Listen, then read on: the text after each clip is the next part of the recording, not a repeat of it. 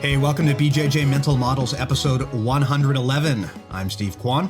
And I'm Matt Kwan. BJJ Mental Models is your guide to a conceptual and intelligent jiu-jitsu approach. And today, it's just me and brother Matt again.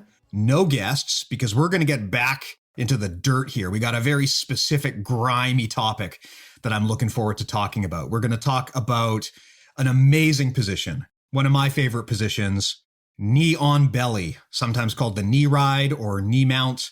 Everyone knows what we're talking about. We're talking about the one where you stick your knee in someone's intestines and you make them regurgitate their lunch. Matt, are you a fan of knee on belly? Huge fan of knee on belly. I definitely use it quite a bit. And it's one of those positions that comes in handy, especially when your partner is about to re-guard. You know, if you can transition to and from mount and side control from there. It's a very mobile position. Yeah, it's an excellent tool to have, and it causes a lot of discomfort on the person who's on the receiving end. So I am a big knee on belly fan. You know, that's one of the reasons I really love knee on belly. I find that as I get older, I get meaner. And as I get meaner, I enjoy knee on belly more. Knee on belly is a great way to be mean to your partner in the most optimal way. You know, you can literally like see someone get demoralized if you knee ride them for a long time with knee on belly. And one of the things I like about the position is that it is surprisingly stable. You know, you can hold that for a long time. So it's a great hub position. You know, you can kind of get there. You can use that to transition to the next thing, and you can hold that position and just kind of like just sap away at your opponent's energy while you're sitting there kind of like figuring out what the next step is going to be. So I really enjoy the position. Now, Matt, you train a lot more no-gi than I do. And my question for you is, how do you find knee on belly as a position in no-gi? I mean, in gi, it's amazing, but do you find it harder to control and stabilize without the gi? I actually don't find it harder to control in no-gi, to answer your question. It is one of those positions that I use it just like how you described as a hub. And when I get there, I'm not looking to hang out there for extended amounts of time.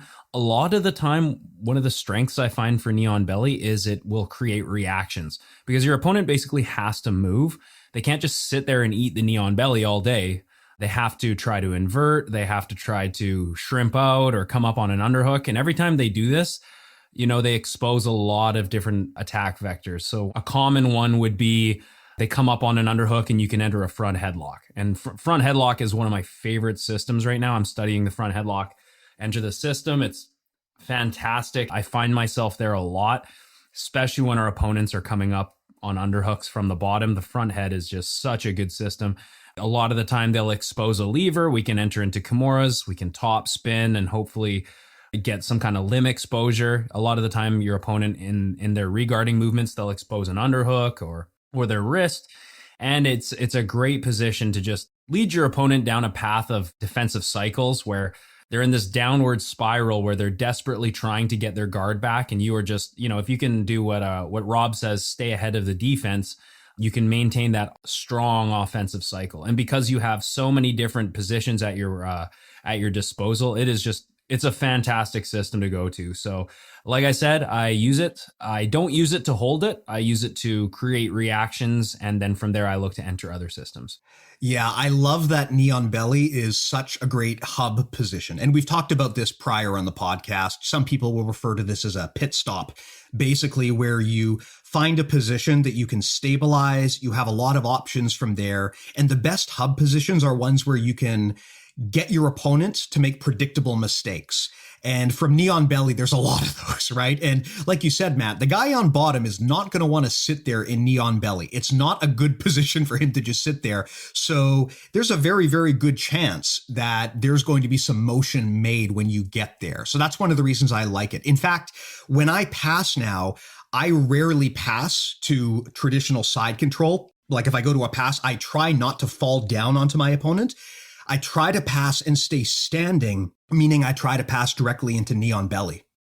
Yeah, I mean, I guess there's so many things we could discuss with knee on belly. Like, when am I going to use it? How do I maintain stabilization? What are the main predictable reactions I can expect? So like we could go down deep dives on this position. So I guess we just get started. I think the first thing when we're talking about knee on belly is discussing how to use it, right? And how to be stable in that position.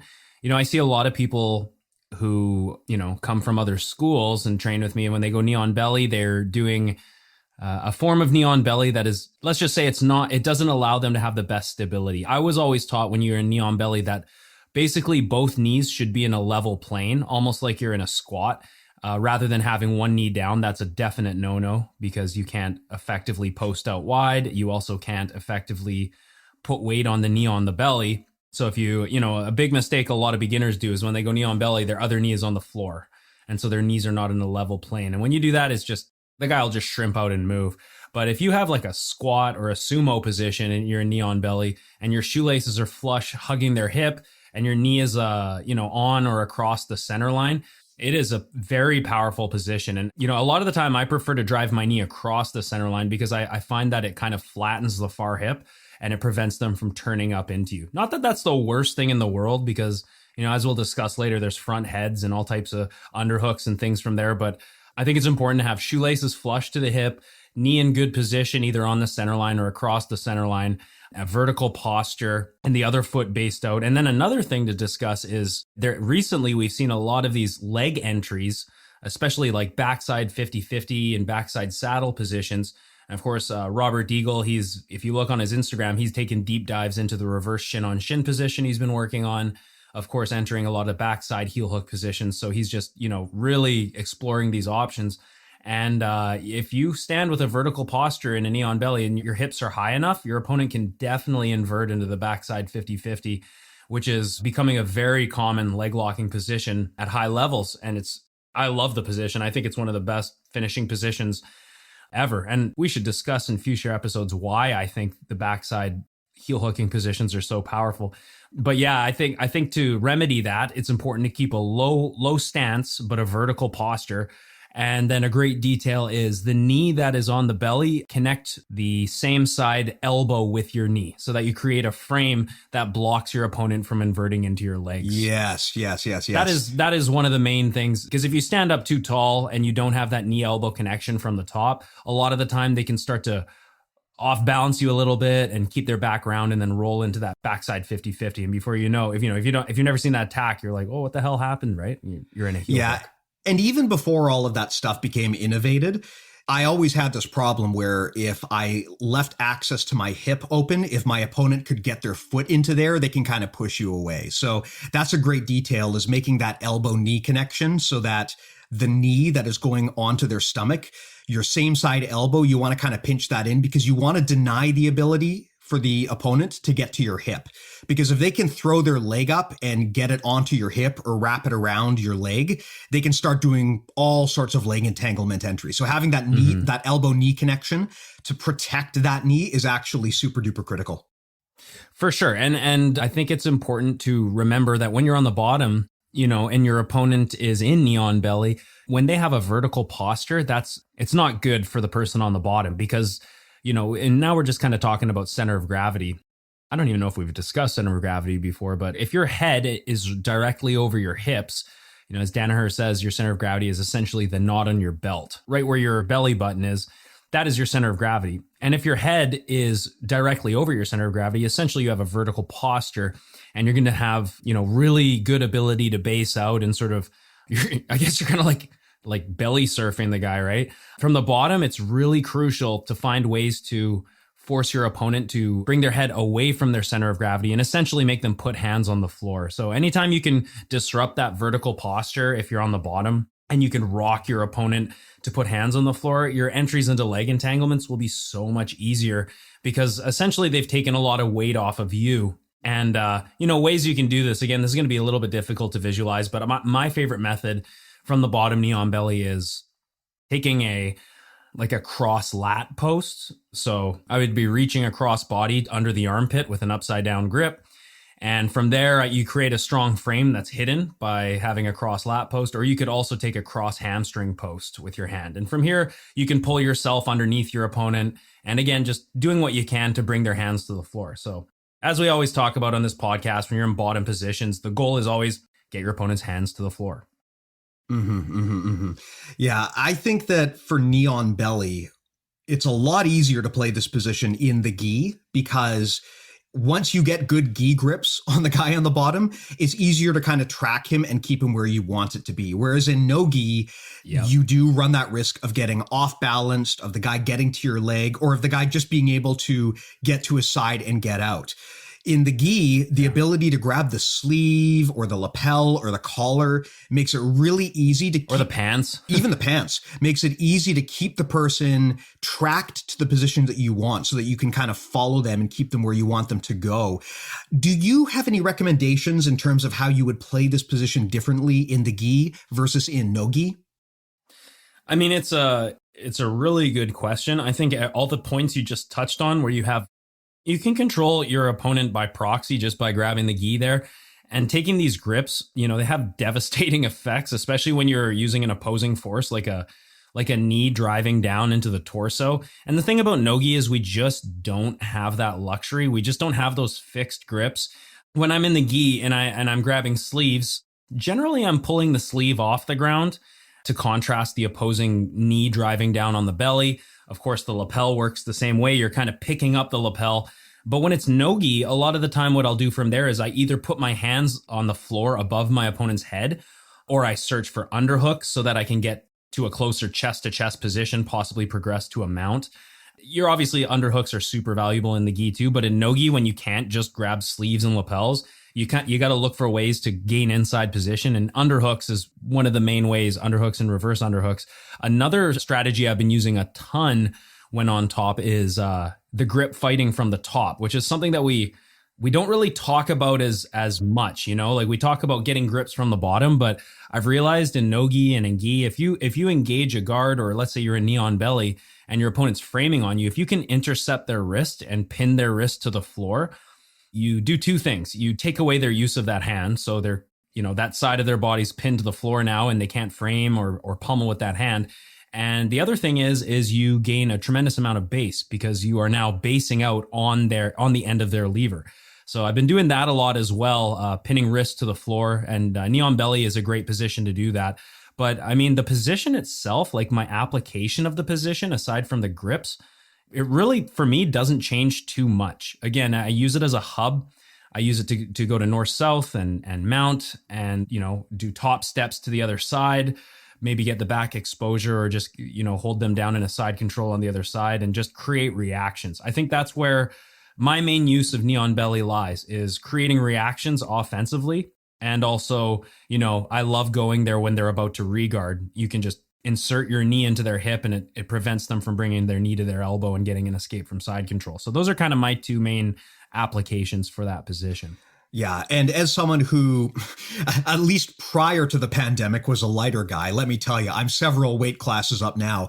But as someone who prior to the pandemic was a lighter guy, I used to avoid a lot of passes where you drop down on top of your opponent, simply because I was so light that I couldn't rely on that, right? If you're a heavier guy, when you're passing, sometimes you can lead with your shoulder or your head, and the gravity alone will be enough to pin your opponent. But if you're fighting a much bigger opponent, sometimes if you try those passes, they'll just push you aside or even throw you over.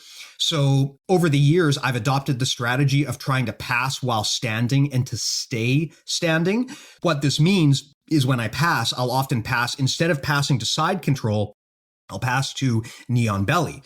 And one of the beauties of that is you get more points for doing that, right? People sometimes forget that knee on belly is a scoring position. In IBJJF rules, you're going to get 2 points for it. And a lot of people kind of, they'll pass to side control and they'll hang out there, and they're so intent on keeping side control that they forget if they just pop up and put their knee on the guy's stomach, they get 2 more points. So if nothing else, it's a good position to play, because if you're comfortable going there and then going back out of it, it's a good way to get a few extra points, and something to think about. And additionally, like I said, I find as a smaller guy, I find passes to knee on belly to be a lot more stable than passes to side control.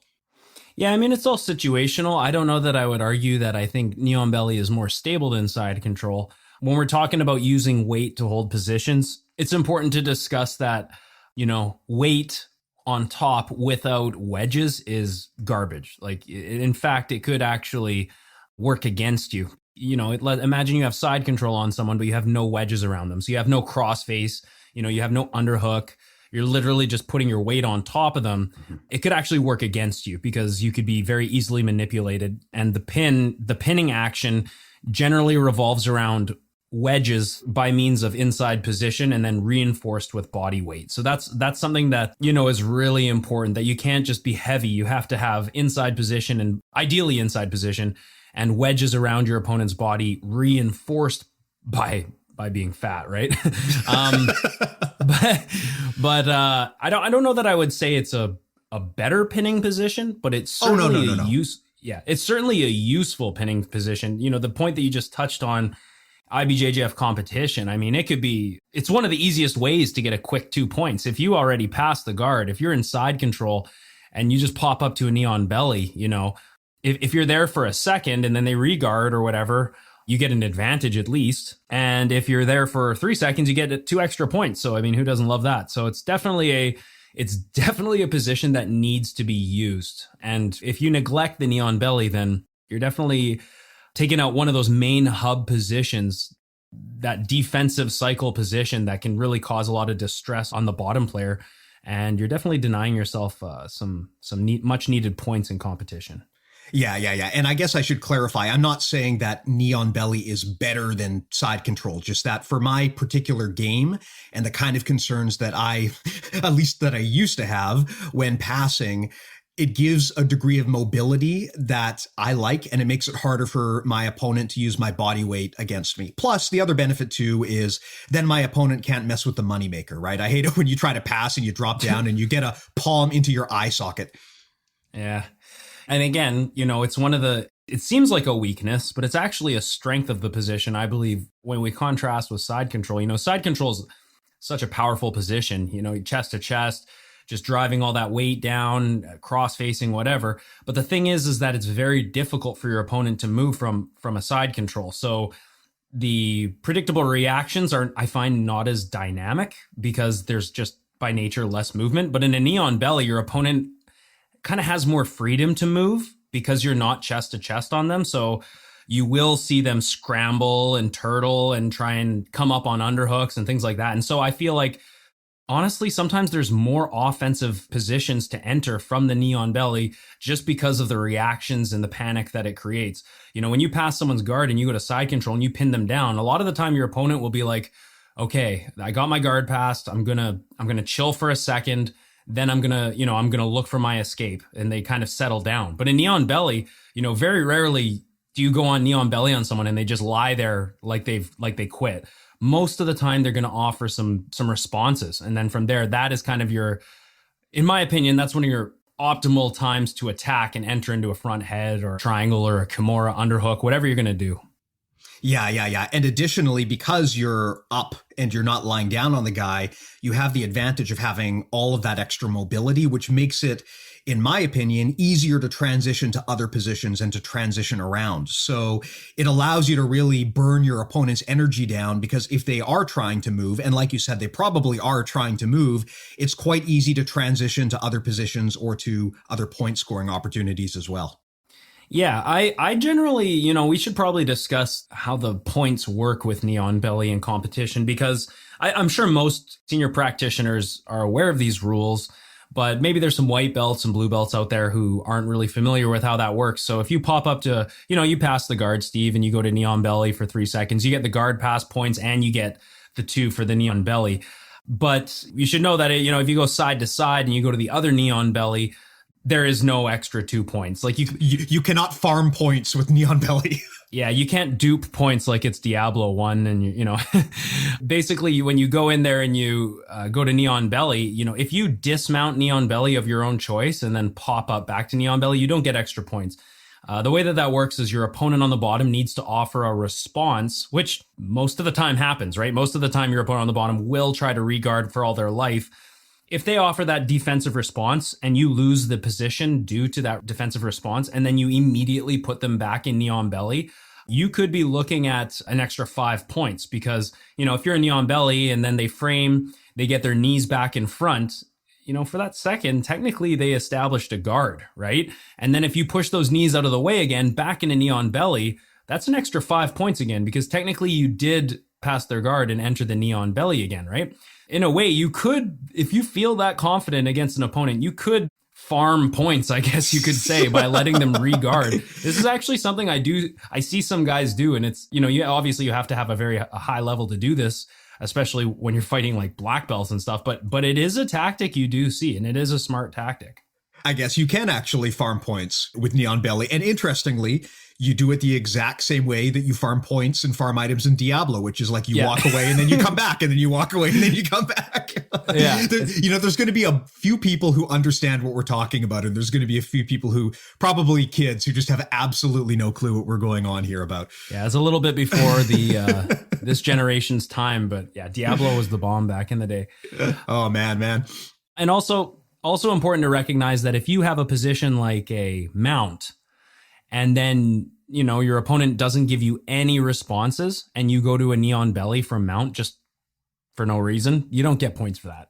Again, your opponent on the bottom has to frame and get you to dismount of their own defenses. And then from there, you can enter the knee on belly and get points, but you can't move backwards from a dominant position like mount and then just go to knee on belly and expect to get points. You're just not allowed to do that. So let me just clarify something. Are you saying that if I'm mounted on you and you do like a big hip bump that makes me lose the position, but I'm able to salvage it and land back in knee on belly, are you saying that I will get those knee on belly points, even though I'm technically, under the IBJJF rules, I'm transitioning from a superior position like mount to, I guess, an inferior one like knee on belly? I would still get the 2 points? Well, a less superior. I don't know if I would say the word inferior, but a less superior, or maybe that is the definition. It's literally the definition. Oh God. But yeah, no, you would get the points because it was based off of a defensive movement. But if I have like a mount and I'm absolutely like mauling your face and you can't move at all, there's no bridging, you have no defenses, I've got you dead to rights, and then I'm like, oh, I'm going to be a cheap fuck and I'm just going to get 2 extra points here, and I just dismount and go to knee on belly, you won't get points. There has to be some defensive action that causes that to happen. Huh, interesting.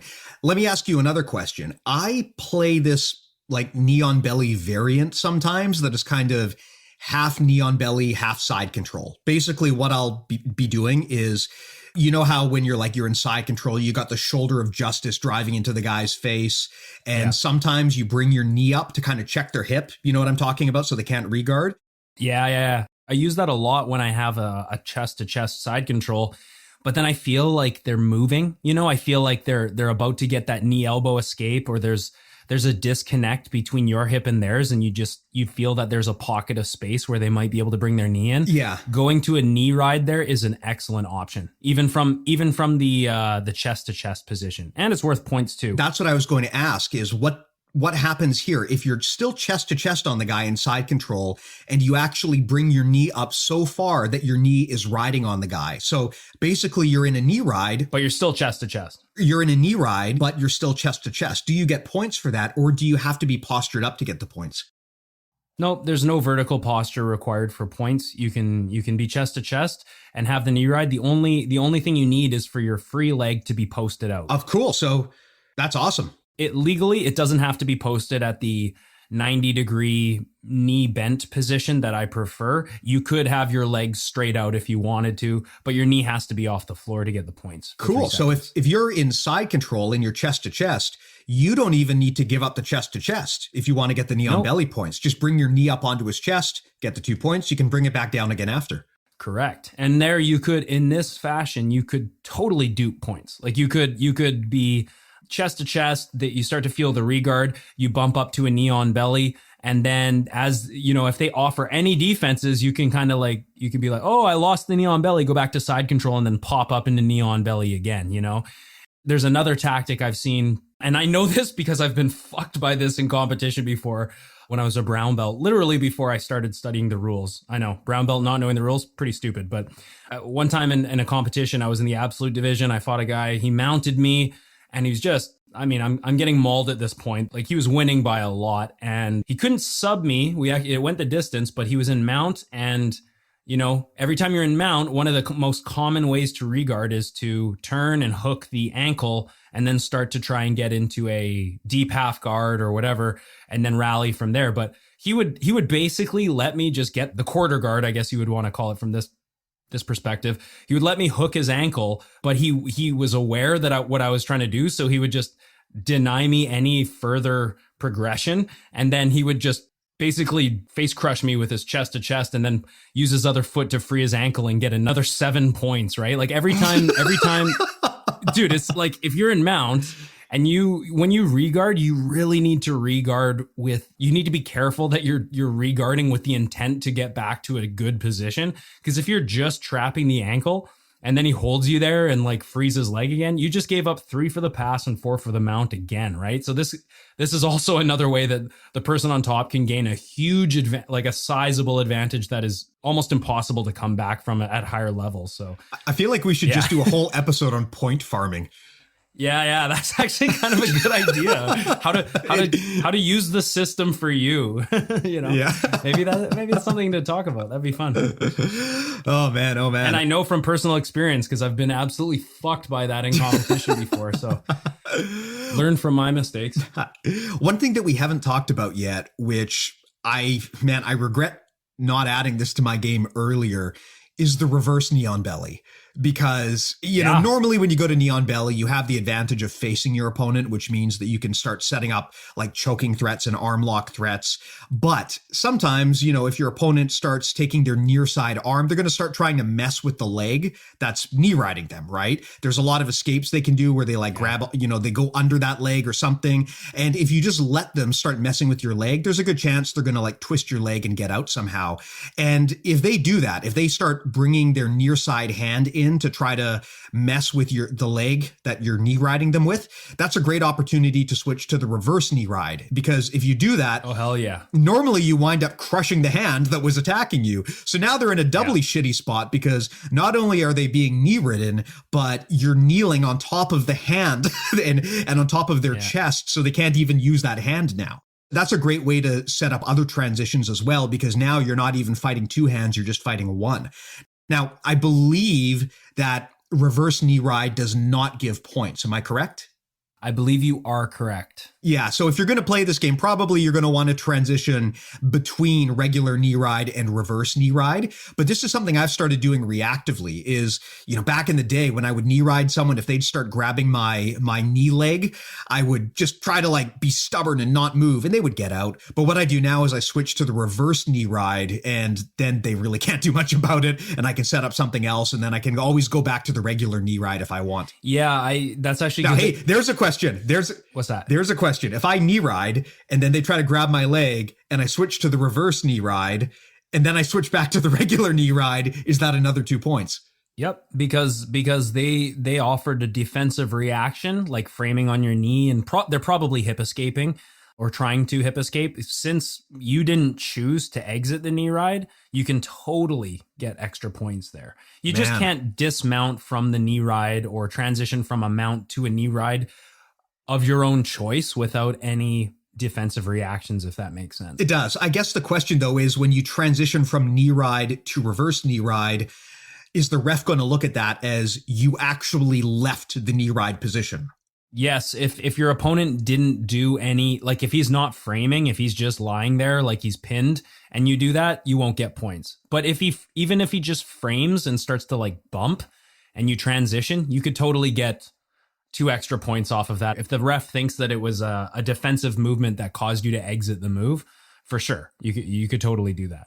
We should totally do a premium episode on Patreon about point farming. Yeah, I think it's actually, the more we talk about it, I think it's kind of a cool idea. I think we should totally do that. The reverse knee ride is actually a really powerful position. One of the, you know, if you go to knee ride and then the guy manages to create a knee elbow connection and disrupts your knee ride, the reverse knee ride is one of the best answers. And I guess personally for me, I've never pinned the hand like you talk about. I will almost always pin the bicep or the chest, or trigger warning, knee on neck. Like the knee on neck position is actually like super powerful where your shin is across the neck. And from there, a lot of time what that opens up is the space between the knee and the elbow. So you can very easily go back to knee ride doing this combination. It's actually really effective. And really what it is it's almost an example of blading, right? Like you're in knee on belly And the guy, he starts making his defense. He puts his feet in base so he can start shrimping and bumping. And then he puts his hands as frames so that he's addressing the force. And all you do is completely do like a 180 hip shift and you go to a reverse knee on belly. So now your force is working in the other direction. I mean, it totally disrupts the defenses and allows you to transition from there. And, we should mention that I think one of the best transitions from knee on belly is north-south. So if you're going to use a knee on belly game, make sure that you use north-south and top spins and reverse knee ride to complement that. I don't think the knee ride on its own as a position, the way it is, its strength is pretty limited. But when you start to join other positions to that and look at it as a hub position and go to north-south and reverse knee rides and things like that, the position gets extremely diverse and very robust in its offensive capabilities. Awesome. And to clarify my earlier point, when I suggested reverse knee riding the arm that's grabbing your leg, I did not mean like reverse knee ride on top of the hand. I meant what you said, like reverse knee ride on top of the bicep. I feel like if you reverse knee rode on top of the hand, you would not be stopping them from getting up onto their side, which in a bit is probably something I'd like to explore and talk about a bit. Yeah. And a lot of the time when you go reverse knee ride, they're trying to bring their knees to their chest, right? That's really what they want to do, is create an inside position where their knees and elbows are connected. And usually most people, like higher level guys, will try to kind of create an inversion with this position so that they can get back to a guard. I think we have done an episode on north-south, right? Did we do one on Yes, we have. Episode 69. Right. It's important to always remember that like you need to prevent them from bringing their knees inside. And if you can do that, essentially you're going to maintain your dominant position. So if you're going to drop into a north-south, keep your head and your shoulders lower than the line of their knees and their shins. If you do that, they're never going to get their knees back inside. And also when you go to a position like a reverse knee on belly, or even knee on belly for that matter, a lot of the time what you're going to get is your opponent turning up into one side and trying to frame. And as we all know, extended frames become levers, right? So this is a perfect opportunity to get 2-on-1s, like a Kimura, or get an underhook or a reverse underhook, some kind of control over that lever where you can really transition into something better, right? So yeah, creates reactions and exposes levers. And you brought up an awesome point too, where you talked about the guy on the bottom trying to establish an elbow-knee connection. I mean, if we want to translate this whole position into Bernanke language, basically what knee on belly is you're using a wedge, which is your knee, to split apart your opponent's elbow and knee. Correct. And you're basically sitting it on their belly, and that's preventing your opponent on the bottom from creating an elbow-knee connection, which is basically one way that you could regard. And one of the strategies that the guy on the bottom can use to try to recover the position is to get their elbow and knee back together after they get your knee off their stomach. Like if I can push your knee off of my stomach and then get my elbow and knee back together to create that closed circuit, then I've kind of escaped the position. So that's basically how you would translate this into kind of Rob's framework. Yeah, correct. And funny enough, as we discussed earlier in the episode, knee elbow connection isn't just valuable for the person on bottom. The person on the top having a knee ride and connecting their elbow also creates a structure across the lap that prevents them from bringing their knees inside. So it works two ways, defensively, knee elbow connection is good. And also offensively, it will help you maintain that position a lot better. Yeah. Now, one of the things you mentioned earlier is that there are a series of predictable responses from knee on belly when the guy's on bottom. One of the benefits of this position is the guy can still move and you can kind of guess at what he's going to do. I would posit that the three most likely things the guy on the bottom is probably going to try to do is, number one, get to their side, because that allows them to either, if they're facing towards you, they can dogfight up and regard, or if they're facing the other way, they can Granby or turtle away. Yeah. Or come up on like a single, right? That's what you mean by dogfight, right? Yeah, they can dogfight up into a single, or they can regard if they can turn towards you. I would say that item number two that they might try is they might start messing with your feet. right? Either there's a few different sweeps that you can do by either, I guess they're not sweeps technically because you're not in guard, but reversals you can do either by messing with and manipulating either your near side leg or your far side leg. So you will see guys try to use their hands to grab at your feet. And I'd say that number 3 is the guy might try to kick their feet up and, get their foot on your hip or go for a full inversion and into a leg entanglement. I'd say that those are probably the 3 most likely things to happen from that position. Matt, do you think I missed anything? I mean, they could turn away and turtle. If they do this, they give you their back, right? But that's what I said, right? Like I said, get up onto their side is the first thing. And that could be either towards you or away from you. Right. Yeah, those are kind of the main reactions, right? They could try and enter your legs by off balancing you. They could try and come up on a single. They could try to turtle. They could try to just bring knees to elbows and then from there try and spin into a guard where they're facing you. Again, this is where controlling their legs, whether by the ankles or even just framing on the tops of their knees and keeping their knees away from their elbows is a really strong method of preventing them from creating that knee elbow connection and sort of dominating the position. But like I said, if I'm talking about an offensive sort of application, like where do I like to go most from knee on bellies? Obviously, mount is right there. It's one of the more powerful positions, but usually I'll look for either a lever control like a Kimura or an underhook so that I can flatten the far shoulder and continue my pressure, or the front headlock. I think when opponents come up into like a turtle position or into a single position, man, the front headlock is right there. It is super powerful. And I'm realizing that the front headlock is, if you can dial in some different guillotine attacks for different scenarios, but the mechanics are all different, by the way. That is one of the premier finishing positions.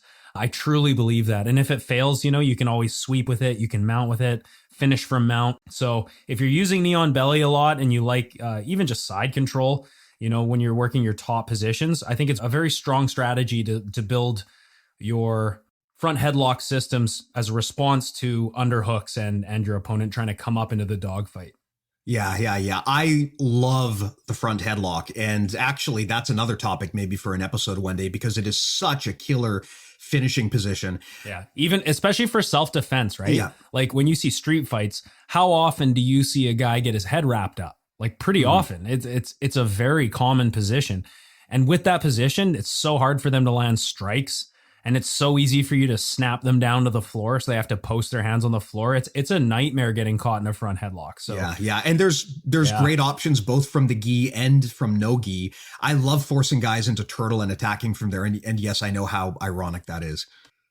That's right.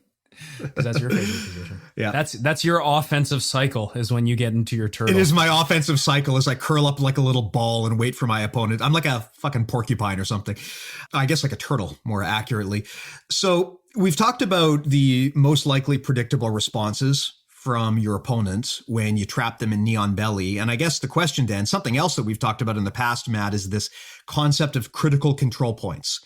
Basically, there's a lot of details that matter when you're playing really any given position or technique, but there's always going to be a few that really matter most, and those are the ones that you want to focus on. So I would ask you, in your opinion, what are the critical control points when you're on top and you're trying to play the knee on belly position?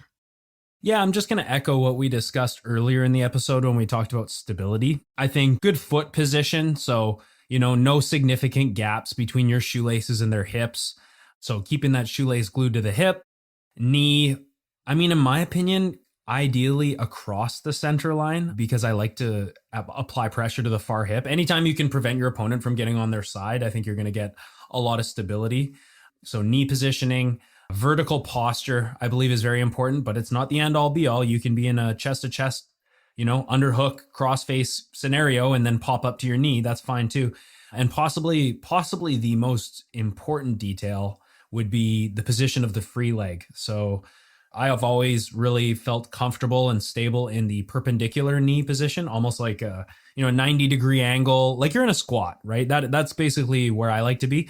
Although some people I've seen play knee on belly with their leg extended out. Again, this position doesn't feel as good to me, but definitely just not knee on the floor. Because you're just not going to be, you're really not in base actually if you have your knee on the floor. Yeah, and by definition too, if you're doing that, you're technically not even in knee on belly as is defined by the rules. If you pop up to knee on belly, and then your knee is still on the floor and then they reguard, I don't even think you get an advantage for that because technically you never entered the knee on belly position. So good point, Steve. Yeah. I would also add, in terms of other critical control points, something you mentioned earlier is keeping an elbow-knee connection with the knee that's on the guy's stomach, because you have to be mindful of your opponent trying to throw their leg up and either get their foot on your hip or enter into a leg entanglement. So not just having your knee sticking there, but also denying access to your hip through an elbow-knee connection is very important. Definitely. Yeah, and there's one other thing that might be actually the most important detail, and we haven't talked about it yet, is... I thought of something too. I wonder if it's going to be what I'm going to say. I was going to say forcing your opponent to keep their shoulders on the mat, I think, is one of the most important things, because if they can start to...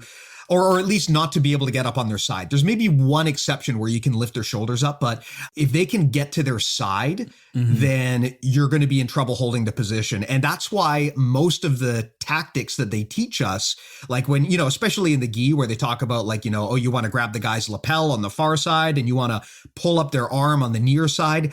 All of those tactics are with the specific intent of making sure that your opponent keeps their shoulders level to the floor. You never want to get to a situation where they're on their side, because that basically means they're out of the position. So the only situation where you would want to do that is if you're trying to allow them to do it so that you could, for example, take their back, if you can force them to turn away. But generally speaking, you want to force your opponent to keep their shoulders level to the floor. You don't want to let them get to the side. Was that what you were thinking? That's actually a good point. It was not what I was thinking. Keeping the shoulders pinned is definitely a valuable strategy. If they turn up, you should definitely be thinking about, okay, what am I going to do next? Like, am I going to exit this system? Am I going to go into a mount? What am I going to do? Front headlock, north, south, blah, blah, blah. That is actually a really good point. I was going to say, when you get to knee on belly, you can be in the position in sort of a high stance with vertical posture, and you can be in the position in a low stance with vertical posture. And I think the taller you stand, the more susceptible you are to leg entanglement. So keeping like a lower squat where it's not easy to off balance you and to expose the space, let's say behind your knees, and expose your legs. Basically, if you lengthen your legs with a tall stance, you're more susceptible. But if you have a lower squat, you're going to be more stable and your legs will be harder to find. So I would recommend people take not a vertical posture. I'm just saying keeping your hips low in the knee on belly. Awesome. And one thing I would like to expand and clarify on, I mentioned earlier the importance of keeping your opponent's shoulders like in line with the floor. It is, in at least one situation, okay to actually lift their shoulders off the floor. So it's not so much that their shoulders need to be touching the floor, it's that their shoulders need to be level with the floor. One of the things I like to do, especially if I'm feeling like a real bastard, is when I'm playing in the gi, which you always are, and I'm knee riding the guy, I will take a collar grip and I'll pull their shoulders off of the floor, which has the effect of driving my knee into their sternum. And man, if you really want to force the guy to gasp, that is a way to really, really, really demoralize them. How to Make People Hate You by Steve Kwan. I'm trying to remember where I learned that from. I think it was from my instructor, which, knowing my instructor, is no surprise. But it's actually a strategy. If you find that your opponent is like really giving you a hard time from there, they're kind of shelled up and they're not doing anything, and you want to create a reaction, if you're playing a knee ride, you can take a cross collar grip with your hand and pull their shoulders up off the floor. And even though their shoulders are not on the floor, it's actually really, really hard for them to move. And this is actually a strategy you can employ from mount as well. A lot of motion off of the bottom requires you to plant on your shoulders, right? Like if you think about it, if you're the guy on the bottom and you're trying to create movement, you're probably going to be planting on like your shoulders and your feet and maybe your butt. And so if you can pull the person's shoulders off of the floor, you take away that point of contact, and now it makes it really hard for them to actually create good hip escapes or good hip bumps. Yeah, absolutely. I mean, you're destroying their base. Right? You're destroying their life.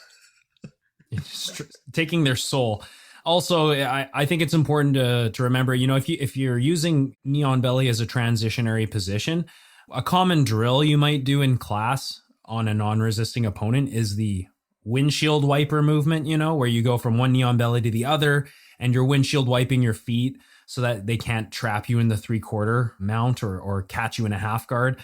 I think in reality, this transition is kind of, it can leave you open to get regarded for sure against someone who's good, who can catch those legs. I would much rather, if I'm going to transition from knee on belly to the other side, I would way rather take the route where I'm going around their head as opposed to going around their legs. Yeah, I agree 100%. Yeah, and taking that north-south as a pit stop and kind of transitioning your body around their head as opposed to around their lower body is just, it's safer, right? It makes sense because you're farther away from their guard. Yeah. And I think there's a higher percentage that you're not going to get regarded if you take that route rather than trying to hop to the other side over their legs. Yeah, I don't like to do that windshield wiper movement where you go from knee on belly on one side to the other because the guy's legs are right there. There's a good chance you're going to lose the position to a regard. What I do if I want to play that is I go to reverse knee on belly and then I windshield wiper from there the way that you described. And then I go back to regular knee on belly if I want to, because that way I can transition from one side to the other without having to go toward the guy's guard, which is where I want to avoid. Mm-hmm. Right on, right on. Awesome. Great chat, Matt. Any other things you want to talk about regarding knee on belly? I mean, we covered it pretty extensively. I think so. Again, I think one of the main applications I use is when, a lot of the time when you're in side control and you feel your opponent's going to bring their bottom knee in to create a knee elbow, you have multiple wedges that you could place in that position. A lot of the time I just put my hand there, or I'll blade my hips so I'm hip to hip, and then it denies them the knee elbow connection. But the knee ride is actually probably one of the safest and most efficient ways to do this, because the shin coming across the hip is such a strong wedge that separates the knee from the elbow. I mean, this is a position that definitely needs to be trained. And yeah, as long as you're using it as a means to create reactions and to prevent regarding and to look to progress your offensive cycle, man, it is super valuable. Gi, no gi. Yeah, it's a beauty. I love knee on belly. Awesome. Well, if I can maybe just quickly, for all the people not paying attention, recap what we talked about here today. When you're playing knee on belly on the top, you probably are going to benefit from some predictable responses from your opponent on the bottom. There's kind of three things they're likely to do if you put them in that position. Number one is they're probably going to try to get to their side, either facing you or turning away. Number two is they might try to mess with your feet. Again, either grabbing your near side leg or the far side one. There are options for both. And number three, they might try to elevate their far leg up and get their foot on your hip, or invert and get into a leg entanglement. So be aware of those. In terms of the critical control points, the most important details for knee on belly, first and foremost, good foot position. Making sure that your knee, the one that's riding, you don't have any gaps between your shoelaces and their hips. You want to make sure that your free leg is out of range so they can't get a good handle on it. Generally speaking, don't let them grab your legs is what you're trying to go for. Also, you want to keep a lower squat. It's very important in many cases, especially if you want to have a postured knee on belly. Again, not required. You can play it sprawled out. But if you want to have a postured one, you don't want to be too tall because that will give your opponent the ability to attack your hip or isolate your leg. So you want to squat down a bit and probably keep an elbow-knee connection so that they can't get at your hip or your leg. And additionally, you want to keep their shoulders level to the mat. They don't actually have to be on the mat. As I mentioned, you can pull them up, but you don't want to let them get to their side is really what you're trying to avoid. So breaking this down into the mental models that we talked about today, we talked about predictable responses. Again, knee on belly is a beautiful position if you want to establish a hub position and have some very predictable responses from your opponent, which we've already broken down. We talked about the elbow-knee connection. If you're the guy on top, you want to keep an elbow-knee connection so that your opponent can't get to your hip or isolate your leg. If you're the guy on bottom, you're probably going to want to reestablish an elbow-knee connection because that's how you escape knee on belly, or at least one way you can do it. We talked about center of gravity.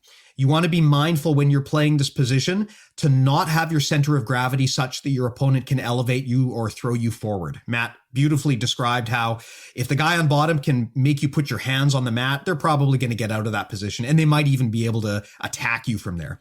We talked about surface area or blading. The knee on belly is a great example of this because basically you're minimizing the surface area of your body basically to your knee. You're driving all of your force down through your knee into your opponent, and that's a very, very powerful way to apply force. And we talked about critical control points, which again, we broke down earlier. This is the notion that any particular technique or position is going to have some details that really matter and others that are a bit more flexible. So hopefully we've done a good job of breaking those down. Matt, got a question. Shoot. You want to hear the listener question? Yeah, let's do it. By the way, for those of you who are on our Patreon, as we've grown, we've started getting a lot more listener questions. And so we can't just cover them on the show anymore because there's too many. And additionally, when we have guests on, we like to maximize the time with the guests. So normally, unless someone specifically has a question for a guest, normally we don't do these on guest episodes. But what we do with these, if you're on our Patreon, you may have noticed that we release a bunch of mini episodes where we basically take some of the really good questions we get and we put together a quick response, could be anywhere between a few minutes up until like 20 minutes, depending on the topic. So that's a bunch of extra content that you get if you're on our Patreon, which of course we will plug and shove up your ass at the end of this podcast, as we always do.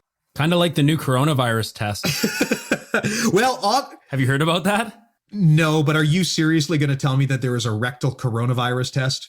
They're doing anal swabs now. Apparently China has begun doing anal swabs they say it's a better accurate test. And it's more like a probe because they go 2 inches inside. Oh my God. I do have to say, that sounds invasive. That's one way to describe it. I wonder how the drive-through testing works if it's an anal test. It sounds uncomfortable for both parties, but...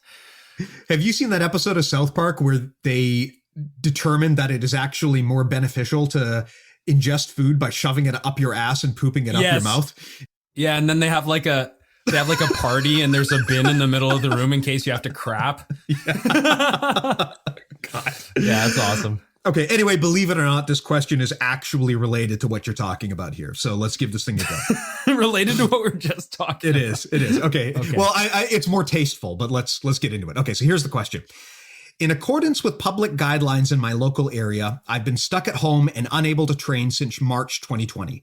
I've attempted to find a solo buddy to train with, but I have trouble finding people whom I feel comfortable adding to my COVID bubble. On top of that, being a woman dramatically limits my rolling partner options, since it immediately becomes awkward to BJJ buddy with most men in a relationship. As such, I've just been working out and drilling at home by myself and attempting to progress through instructionals on a homemade dummy. For context, I've been at blue belt for 2.5 years. My question is, do you have any advice on how to improve my jiu-jitsu without having a real human to try things out on? Specifically, any strategies for how to effectively learn or improve based on instructionals.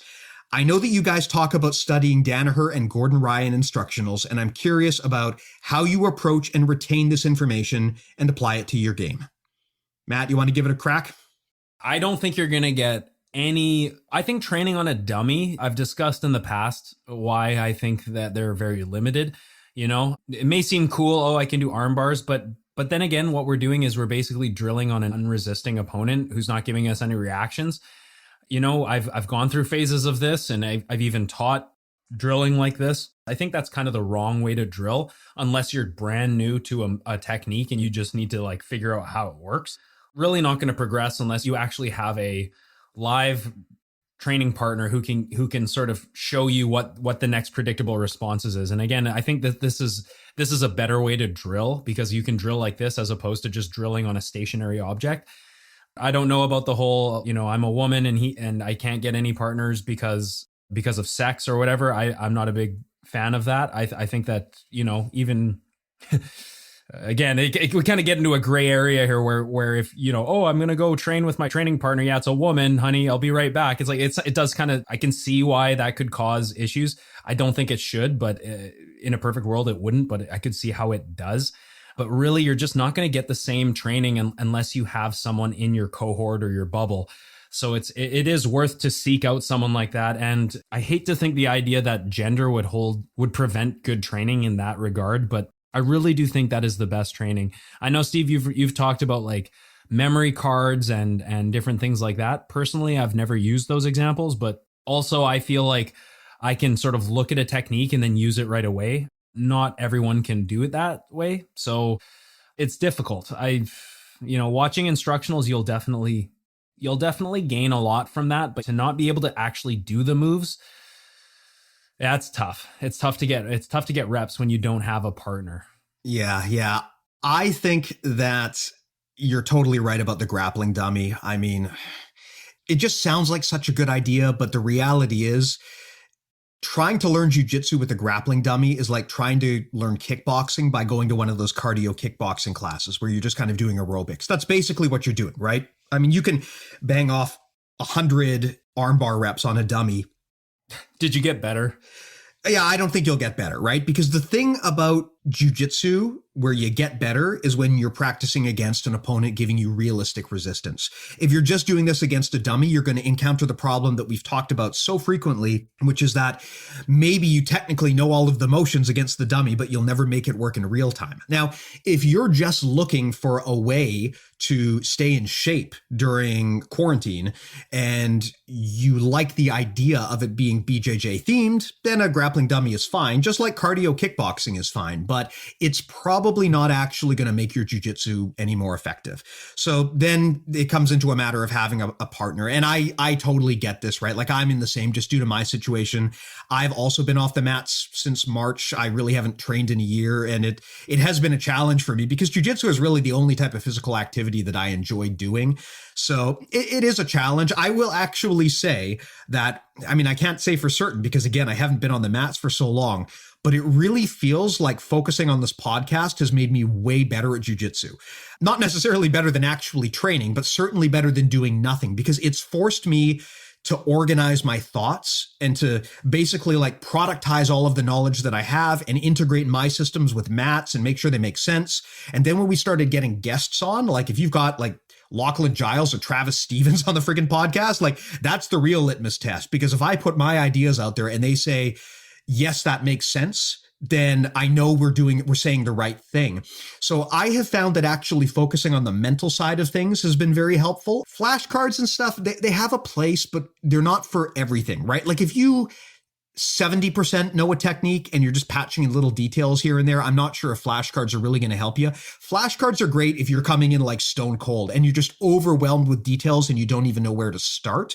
They're a good way to get the ball rolling and at least start getting things into your muscle memory. Same with technique visualization. But at the end of the day, there is no substitute for a real opponent. And I agree with Matt that like, I wish we lived in a world where gender was not a consideration and you could just pick the perfect training partner. But I also understand that like the reality is if you're training with someone who's going to make it weird, they're going to make it weird. And I can understand why you would not be comfortable with that. So it's a hard thing, especially if you're inviting them into your home, right? Yeah, I'll say this. I've used a variety of different dummies. I don't have one, but I've used one where it's just a stationary dummy with foldable limbs and you can do reps or whatever. I don't particularly find those very effective. I have the CXT, which is like a Bosu or a Swiss ball with short stubby limbs. It's basically built like Steve. And that and then, sorry, I just had to throw that in there. That actually you can get a pretty good workout in. There is workout routines you can do with it, but again, it gets old pretty fast. It's more just for like knee. You could actually get really good at knee rides, stability, doing drills with that. But again, it has limitations. My personal favorite dummies are throwing dummies, specifically ones that are like at least 60 to 90 pounds, because then you're actually getting a workout and you are practicing getting your throws in. Keep in mind, you're just literally doing the throws. You are not practicing grip fighting. You're not practicing footwork. You're not practicing predictable responses. You're not practicing combinations really, okay? But you are getting a workout, lifting that dummy up over and over again, and you're getting reps throwing it. So there is benefit to that. Plus, most training partners don't want to get thrown 100 times. Whereas if you have a throwing dummy, you can throw it till the cows come home. So I do like throwing dummies. I will say that I think there is value in throwing dummies, especially if you are a wrestler or you're a judoka, or you just want to practice those techniques and get a lot of reps in. I think that that is actually a good dummy. But on the mental side of things, there's actually a strategy I think you could use, and it might be a bit ambitious. This person's a blue belt, right? A blue belt of 2 years? Blue belt of 2.5 years. And keep in mind, one of those years they're probably not training because of the COVID thing. Maybe you're a blue belt of 1.5 years with live training. I actually don't know your situation. But anyways, still a junior rank. This is a little bit ambitious, but something that I think, at least for my learning style, that would help me is as I'm studying tape, instructionals, whatever, I would start to write my own lesson plan as if I'm imagining I'm going to go teach a class tonight for an hour, hour and a half. I'm going to design my class. So I would say, okay, tonight I'm going to be working on knee on belly. What are the critical control points of knee on belly? How could I teach it to someone so that I'm teaching a system or a position or a technique to someone else? And then what would be an appropriate drill to apply that move and to get reactions? And then, how would I teach that to someone else? Because I found that in practicing becoming a better instructor and building lesson plans, by osmosis, I absorb the information even better. So I understand maybe, I don't know if one day you want to be even a black belt or not. I assume you do. Or one day you want to be an instructor. I don't know if you do or not. It's fine if you do or you don't. But if you think about that as okay, tonight I have to teach something. How am I going to teach it?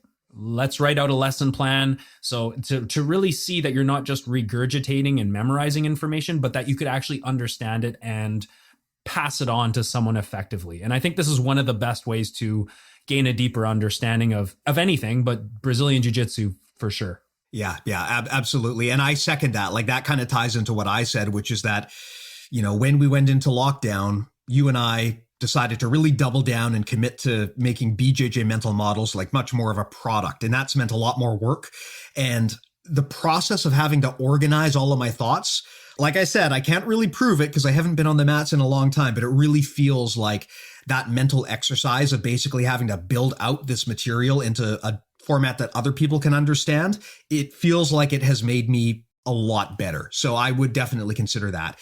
2 other things you could try. One of them, you may have heard of it. It was getting some buzz a while ago. There's a website called Down to Roll. You can go to it at downtoroll.com.